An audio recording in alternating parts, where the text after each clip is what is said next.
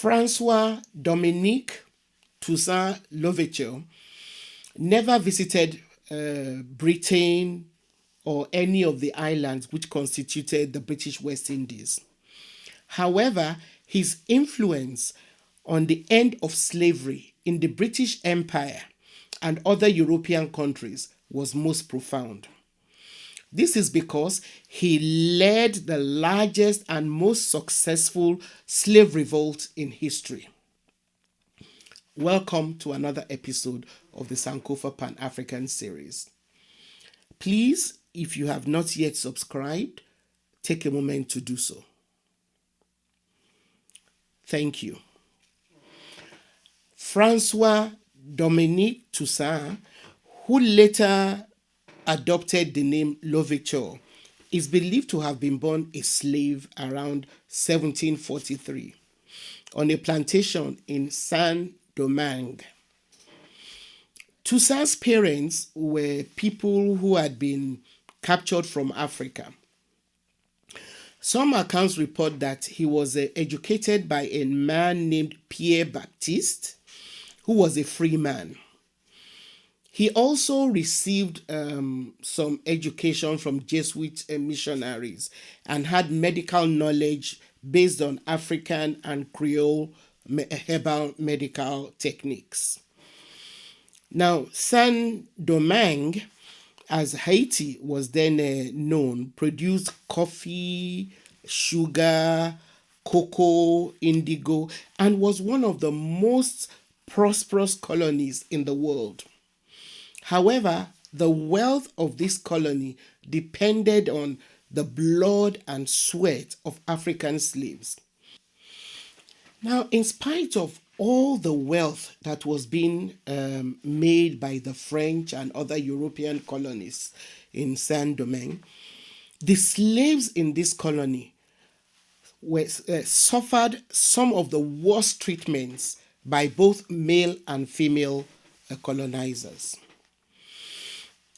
An exceptionally intelligent child, François Dominique Toussaint had a good command of French in addition to Creole. He was also well informed about works of Enlightenment thinkers like Abe Renard, who wrote against slavery. Some accounts show that he gained his freedom around 1776 when he was in his early 30s. His freedom then allowed him to accumulate a level of wealth. Although some accounts try to deride his accumulation of wealth by saying that he made his fortune by running a plantation with the slaves. Now, while I'm not attempting to exonerate him, I think we should note that virtually all the founding fathers of the U.S. were slave owners. At that time in Saint-Domingue, there could not have been very many other ways to make a livelihood. However, what Toussaint did, what makes him significant to us, is what he did with his wealth. Although he started out trying to bargain with slave owners for better conditions for enslaved people, he later changed and fought for complete abolition of slavery and independence for Saint-Domingue. Now, starting around 1789, free people of color in Saint-Domingue, like Toussaint, were inspired by the French Revolution, which was going on in France, to demand freedom for all and equality. By August 1791, slaves who made up the majority of the population on the island carried out a voodoo ceremony to flag off a rebellion.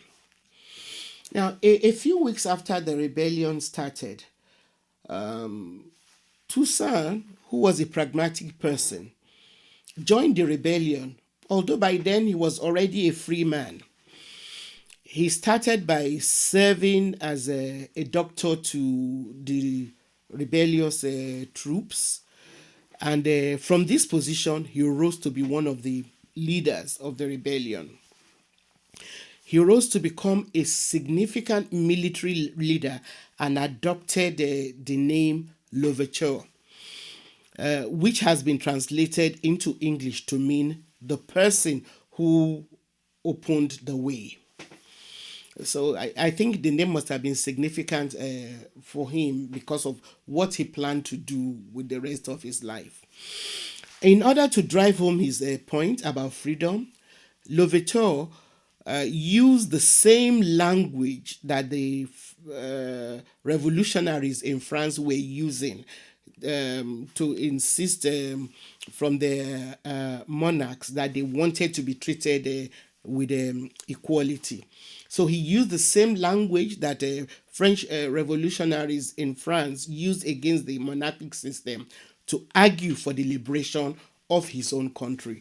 If the French thought equality was a necessity, he insisted that, enslaved people in Saint Domingue also deserved the same level of equality from their colonizers. So rather than support the call for freedom and equality by the slaves in Saint Domingue, France decided to send troops to fight the revolutionaries that was by that time being led by Toussaint Louverture. But the French army was soundly defeated. And by the end of 1791, the French were forced to abolish slavery on Saint Domingue.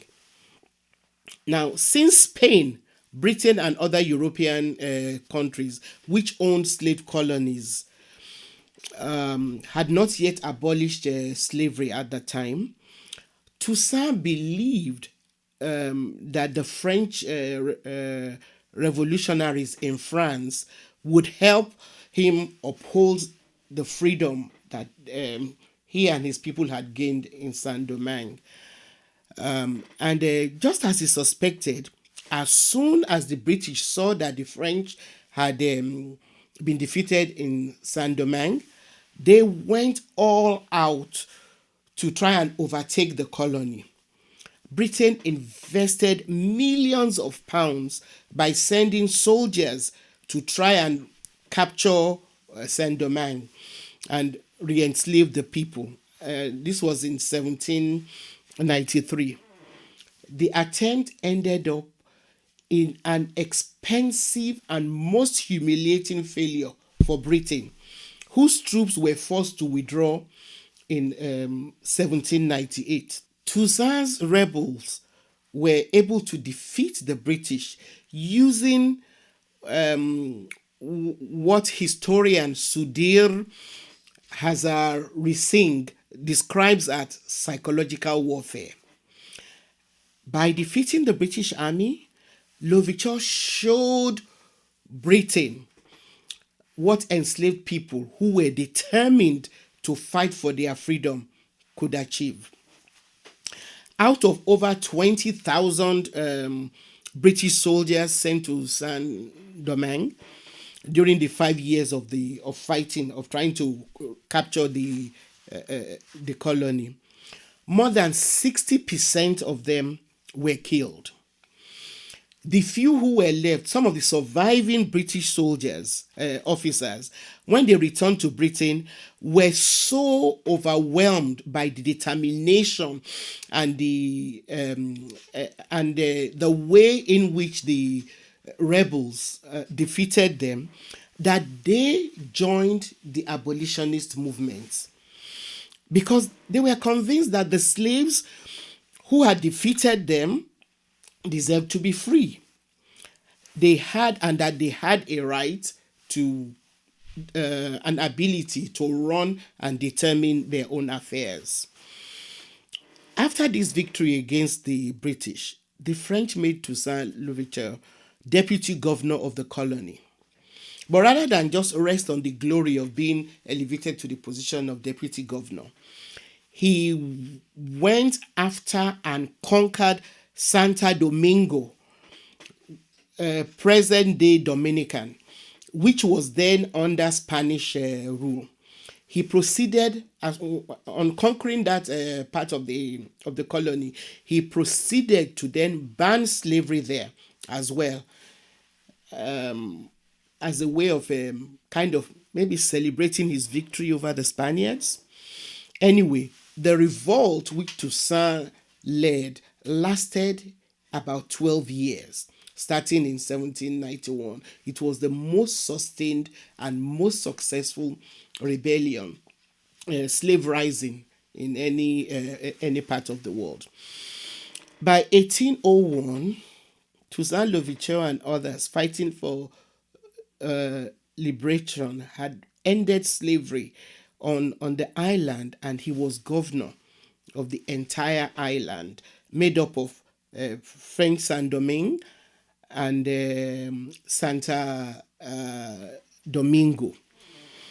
And for the first time anywhere in the northern hemisphere, Toussaint created an atmosphere in which black people, people of mixed race, and white people coexisted as equals. It had never been heard of. He was, however, tricked and ousted by the French under Napoleon Bonaparte. Toussaint Louverture was deceived into attending a meeting where he was arrested and then sent to prison in France. He died there of pneumonia and malnutrition in April 1803. However, his immortal words ring true even today. And I quote, "They have in me struck down but the trunk of the tree. The roots are many and deep. They will shoot up again." Though he died in prison, the revolt which he led had far reaching effects. It began the transformation of the French colony of Saint Domingue into the independent country of Haiti. He also wrote his country's first constitution. Most significantly, Toussaint Louverture's revolt undermined France as a major slave holding power. He also paved the way for Haitian independence, which allowed abolitionists in the British Parliament to defeat the arguments which had been put forward by pro-slavery politicians that if Britain abolished slavery or slave trade, then France, which was Britain's arch enemy, would take it over and become more powerful than Britain. Not long after Toussaint's death, like he had rightly predicted that others would rise, Haitian independence was attained in 1804 after the French army under Napoleon Bonaparte was thoroughly defeated by the black people in the colony. Now, their success in defeating Napoleon Bonaparte proved to enslaved people all over the Caribbean that they could rise up against oppression, fight for their freedom, and win. Toussaint and the people of Haiti proved to black people all over the world that they had the ability to withstand and defeat European might, even in spite of having very limited resources. I'd like to end this episode on this legendary figure with another of his famous quotes to remind us of our responsibility as Africans and people of African descent everywhere in the world. "I took up arms for the freedom of my color. It is our own. We will defend it or perish." Thank you very much for being a part of this episode of the Sankofa Pan African series. Please subscribe if you've not yet done so. Give us a thumbs up if you like our videos, and feel free to share with your friends. See you next time.